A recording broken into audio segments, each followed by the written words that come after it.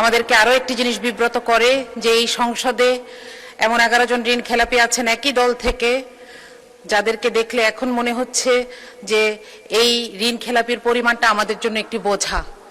আমি যদি আপনাকে সংখ্যাটি বলি, এই বাজেটে ঋণ খেলাপির আমাদের মোট পরিমাণ 6,44,000 কোটি এবং করের পরিমাণ 6,95,000 কোটি। মাঝে মধ্যে মনে হয় যে এই বছরটা যদি আমরা এই ঋণগুলো ফেরত পেতাম, আমরা অন্তত একটা বছর করবিহীন জীবনযাপন করতে পারতাম। মাননীয় স্পিকার, এই ঋণের এই যে রাজস্ব আদায়ের লক্ষ্য, এটা আদায়ে এনবিআর 30 বার ব্যর্থ হয়েছে। তারপরও আমরা এবার একটি অবাস্তব প্ল্যান এনবিআর এর উপর চাপিয়ে দিয়েছি, যেটার কোনো ইনফ্রাস্ট্রাকচার এনবিআর এর নাই।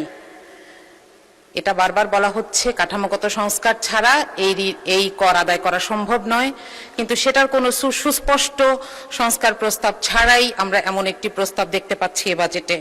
আমরা জানি না যে সরকারের হাতে কোন আলাদিনের চেরাগ আছে। মাননীয় স্পিকার, আমাদের বাজেটের স্লোগানে আছে অর্থনৈতিক গণতন্ত্রায়ন।